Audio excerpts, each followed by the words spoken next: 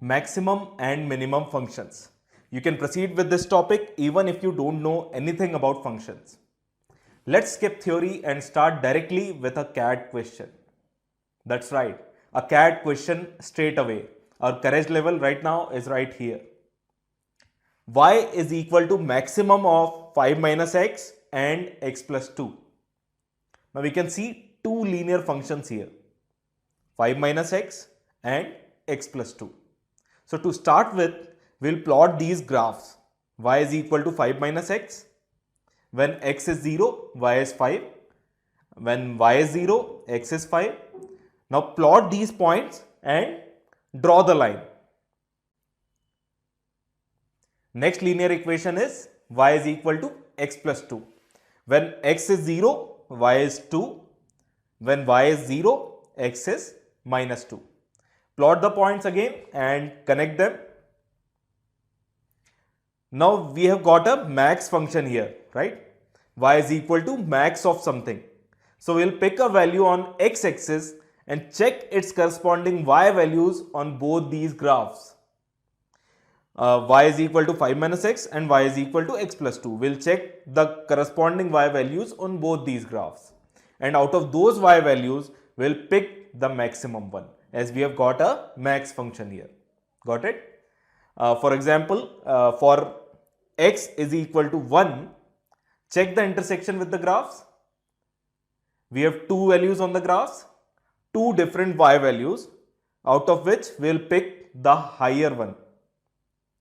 Similarly, for any other x value, again we will have two y values and we will again pick the higher one. So we are going to repeat this same process, and at one point we will have a single y value corresponding to the point of intersection of red and blue line. Till this point, all the higher y values obtained were at line y is equal to 5 minus x. But check further. Now the higher y values will lie on y is equal to x plus 2. So you might have figured out that this is the part of graph that we want. The max function is represented by the line segments which give the higher y values. So this is our graph representing the max function, and this bottommost point represents y minimum. You see, this was also the point of intersection of y is equal to 5 minus x and y is equal to x plus 2. So to get the x coordinate of this point, we can simply equate 5 minus x and x plus 2. X comes out to be 3 by 2. Put it back in any of the equation and y minimum, that is the y coordinate of this minima, will come out to be 7 by 2. Note that we had a max function here and minimum value of y was asked. If I change the question a little bit and put minimum function in place of max, okay, if I put min function in place of max, then obviously y max will be asked. Why? Because now we will have the lower portion of the graph and y max will be the topmost point, the peak point, okay, which still is the same point as earlier, but in this case it represents y maximum. So my y maximum for this case will be equal to 7 upon 2. Next example. Follow the same procedure. First equation is y is equal to 2x plus 3. Plot 2 points and draw the line. Do the same for second equation. I believe you can do this very easily. We have a max function here. Focus on the point of intersection of the two lines. We know this point is crucial, right? Now below this point, the red line is the upper line out of the two, right? So this shaded part is what we will consider. Why are we taking the upper line? Because we have a max function. Now after the point of intersection, blue line is the upper line, and again this shaded part is what we want. Now this is our final graph, which is an increasing line. So y max and y minimum will simply be plus infinity and minus infinity. But there is a catch. We have a range of x values given to us in the question, for which we have to find the answer.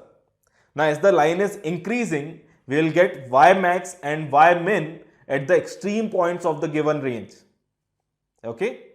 Now equate both equations to get the x coordinate of the point of intersection. Let's try to find out the point of intersection first. Equate both the equations. 2x plus 3 is equal to 3x plus 4.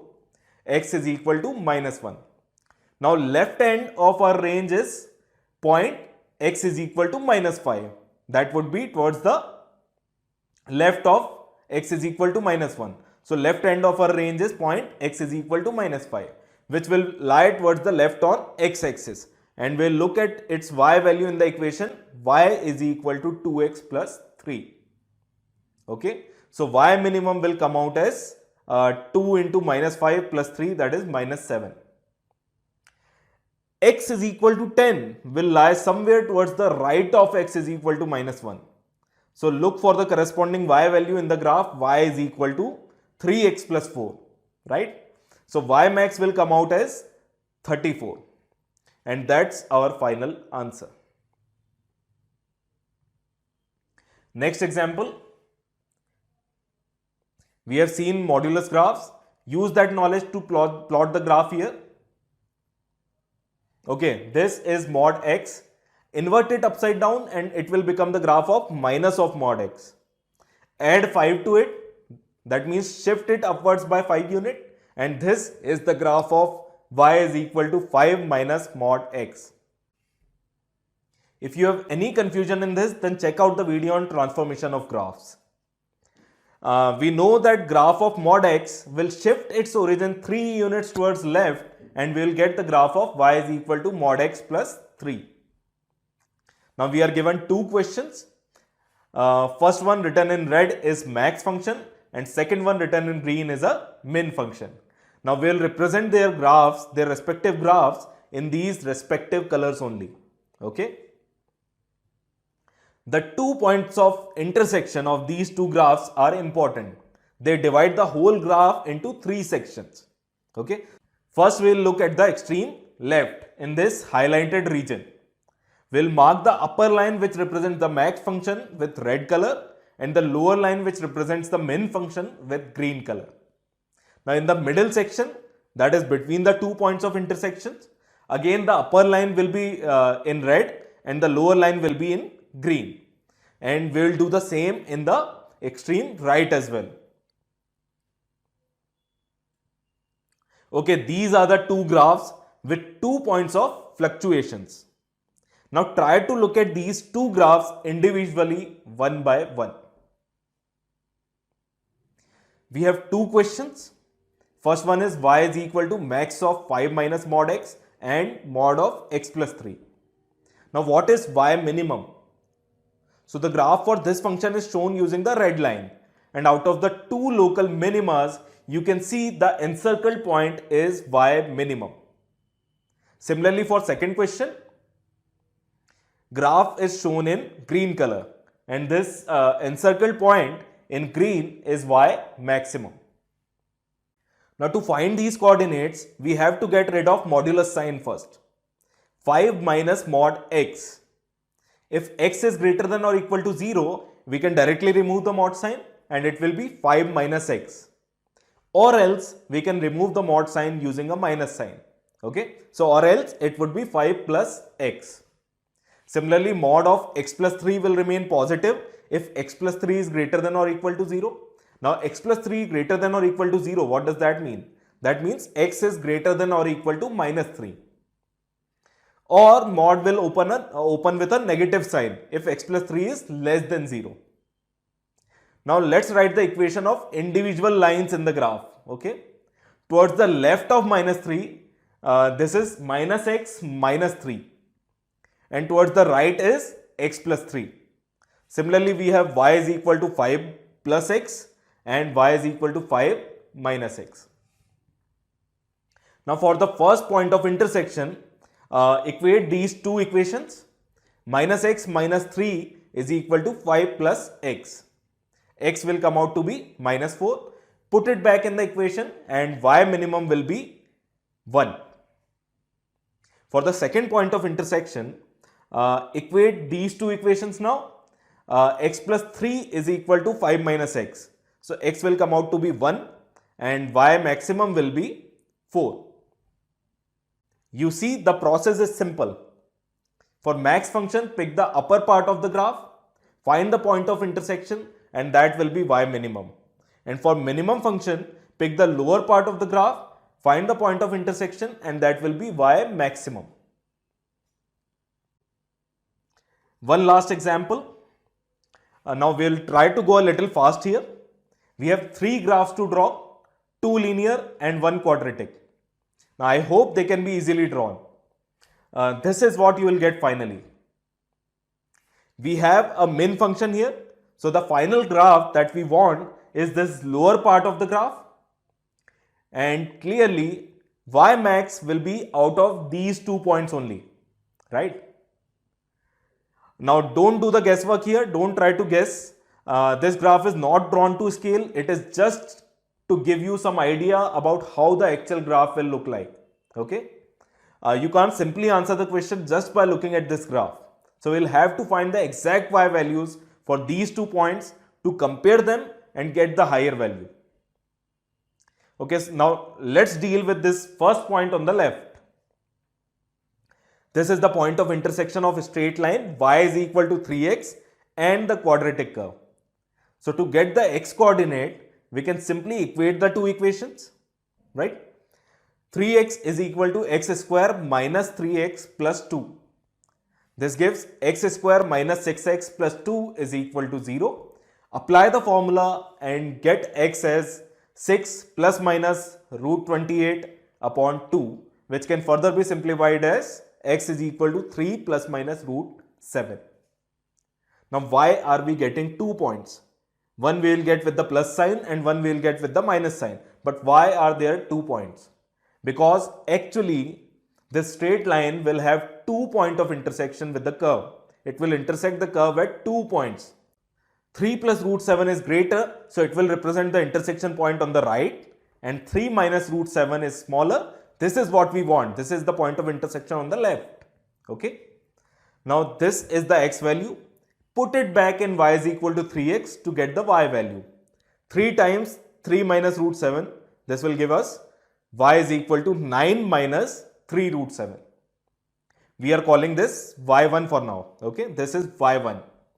Now let's take the second point of intersection where the line y is equal to x minus 4x and the quadratic curve will meet.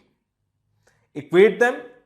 This gives x square plus x minus 9 is equal to 0 and x will come out as 1 plus minus root 37 upon 2.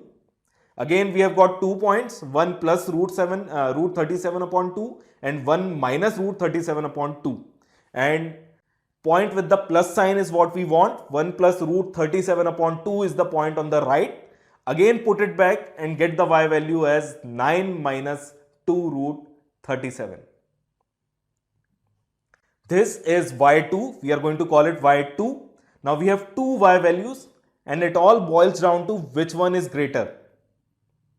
9 is common in both. Okay, 9 is common in both the y values. The negative part in y1 is 3 root 7, which if we take 3 inside the root sign can also be written as root of 63. That would be root of 9 into 7, root of 63. And negative part in y2 is 2 root 37, which can also be written as root of 37 into 4. We have taken the 2 inside the root sign. Okay. So root of 37 into 4 is root of 148. Now obviously root 63 is smaller than root 148. So 9 minus root 63 will be greater than 9 minus root 148. Okay. As the part that is being subtracted is smaller, 9 minus root 63 will be greater. And 9 minus root 63 is our y max. It is our final answer. So we have covered a variety of problems from this topic, maxima and minima functions. I guess this will take care of this section. Thank you.